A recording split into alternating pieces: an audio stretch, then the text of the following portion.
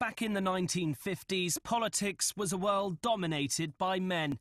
So Margaret Thatcher's emergence on the scene as a promising young talent would have raised a few eyebrows. Have you been able to combine your political life with looking after a family, running a home?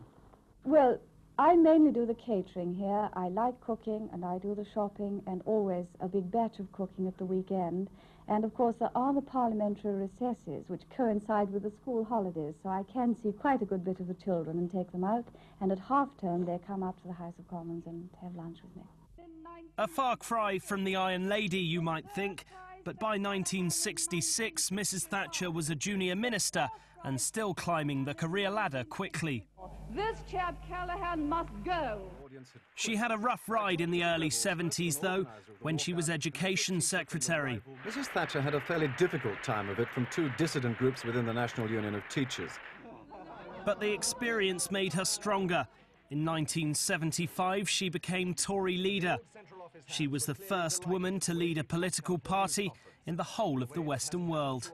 Mrs Thatcher, the morning after your election, how do you feel about it now? Well, perfectly all right. Perfectly all right. There's so much to be done. Mrs Thatcher had become the Iron Lady. I stand before you tonight in my red star chiffon evening gown, the Iron Lady of the Western world. But her big chance was still to come. The trade unions had brought down Ted Heath's government in 1974, and now they were threatening to bring down Jim Callaghan's Labour administration too. What sort of government is it which sees its authority passed to strike committees? The winter of discontent was Margaret Thatcher's chance to seize power. In 1979, she called a vote of no confidence against the government, and she won.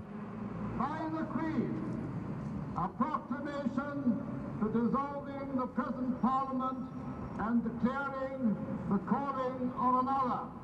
This is going to turn into a long campaign of personalities. We already saw Mr. Rogers making personal attacks on you. Is that a fear that you have? I suppose it will be a bit different fighting with a woman leader, but I just hope we're going to fight on the things that will affect the whole future of the country for the next 5 years, because that's what an election is about. Mrs Thatcher went on to win that election convincingly. She walked into Downing Street as Britain's first woman Prime Minister on the 4th of May, 1979.